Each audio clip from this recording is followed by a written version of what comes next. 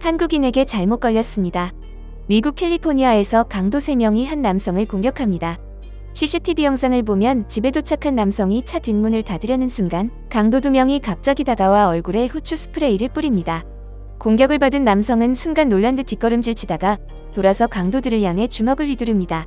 강도 중 한 명이 그의 강펀치에 맞아 휘청이기까지 합니다. 건장한 체격의 강도들은 반전 상황에 놀라 주춤거리더니 이내 상황을 파악한 듯 줄행난을 칩니다. 테슬라 차량과 노인이라는 점을 감안해 피해자를 골라 집까지 따라왔던 강도들은 크게 한 방을 맞고 예상치 못한 반격에 깜짝 놀라 곧바로 달아났습니다. 강도 일행은 총 3명이었는데 이들이 도주를 돕기 위해 인근에서 차를 타고 대기 중이었던 것으로 알려졌습니다. 남성은 이들을 쫓기 위해 따라서 더 뛰어갔고 멀리 도망가는 것을 확인한 뒤에야 달리기를 멈추고 다시 집으로 돌아왔습니다. 미국 현지 방송들은 이 놀라운 뉴스를 쉴 새 없이 보도하고 있는데요. 미국 캘리포니아에서 강도들의 공격을 받은 70대 남성이 강도를 물리치고 있다. 힘없는 노인인 줄로만 알았더니 한국 해병대 대반전이 해병 베테랑이 강도 2명을 어떻게 처치하는지 보여줍니다. 70대 남성을 상대로 강도 행각을 벌이려다 오히려 남성을 피해 도망치는 사건이 발생했다. 그는 과거 한국 해병대에서 복무한 이력이 있는 베테랑 군인이다. 한국 해병은 그를 따라온 강도와 싸운다라며 수많은 제목으로 보도되고 있습니다.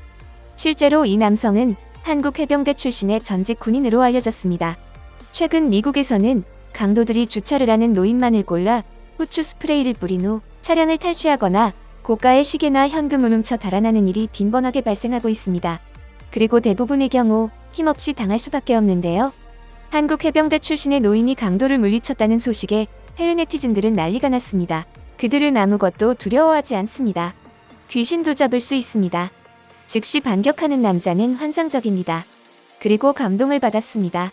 대낮에 이런 짓을 하고 있다는 사실은 이 깡패들에게 무슨 일이 일어나야 하는지를 보여주는 거대한 지표일 뿐입니다. 남자는 자신의 집을 지킬 준비를 할 시간입니다.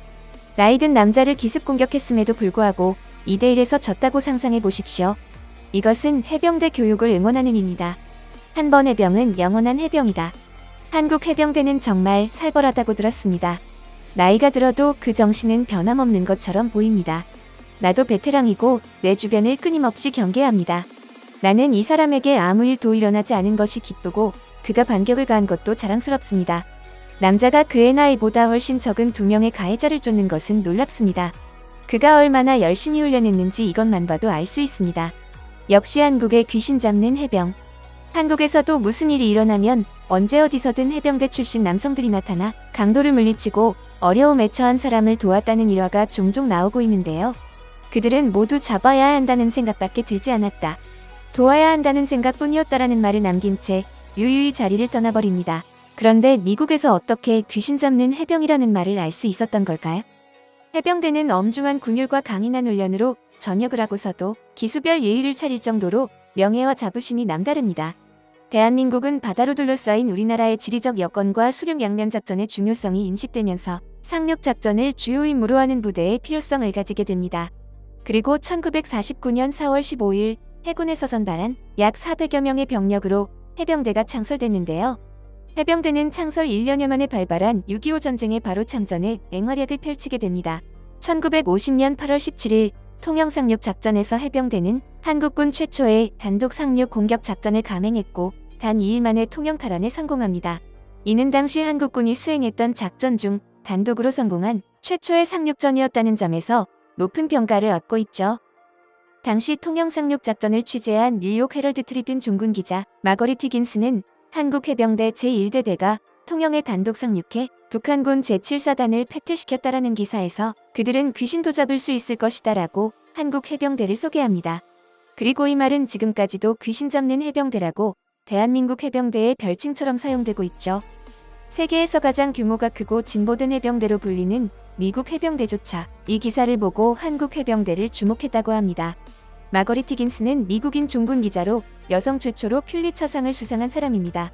1920년생으로 22살의 나이에 기자가 된 그녀는 2년 뒤에 유럽 특파원이 되었고 또 2년 뒤에는 베를린 지국장이 됩니다. 그리고 1950년 6월 25일 한반도에 전쟁이 터지자 바로 한국으로 떠나올 준비를 합니다. 이틀 후인 6월 27일 당시 29세의 마거릿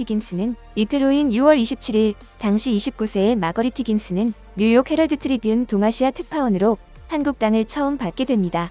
6.25 전쟁 당시 유일한 여성 종군 기자였던 그녀는 1950년 12월까지 미군과 북한군의 첫 교전, 낙동강 방어, 인천 상륙, 서울 수복, 장진호 전투 등 현장을 취재했고 지금까지 한국 전쟁의 실상을 가장 생생하게 전달한 사람으로 꼽힙니다. 마거릿 히긴스는 취재기간 대부분을 최전선에서 보내며 6.25 전쟁의 참상을 전 세계에 알린 종군 기자였습니다.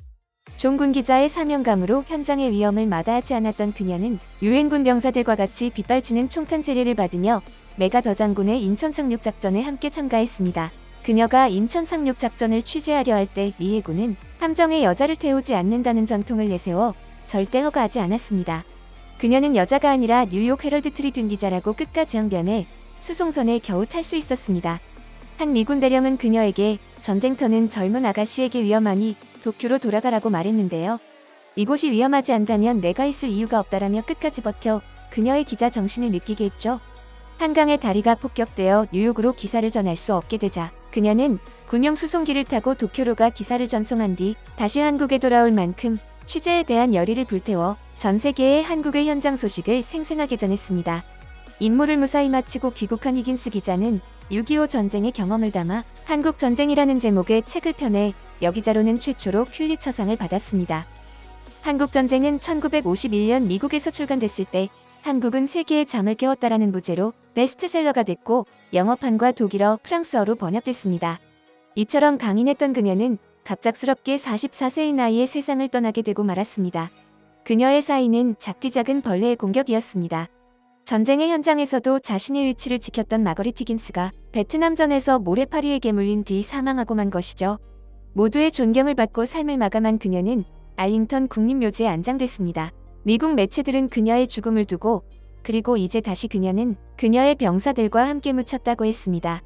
히긴스 기자는 본인이 기사를 통해 구해냈던 많은 사람의 아픔과 함께 묻혔습니다. 2010년 대한민국 정부는 마거릿 히긴스의 공을 기리기 위해 훈장을 수여했습니다. 그녀를 대신해서 딸린다가 한국을 방문했고 한국 전쟁의 실상을 전 세계에 알린 책 워인 코리아를 집필한 히긴스의 공로는 다시 한번 한국에서 인정을 받았습니다. 그리고 마거릿 히긴스가 사망한 지 57년이 지난 지금까지도 전 세계인들이 그녀를 회자하고 기억하고 있죠. 또한 그녀가 극찬한 한국 해병대 역시 국가와 국민을 위해 더욱 강해져가고 있습니다. 여러분의 소중한 의견을 남겨주세요. 바쁘시더라도 구독과 좋아요 부탁드립니다. 지금까지 단골이시였습니다. 시청해주셔서 감사합니다.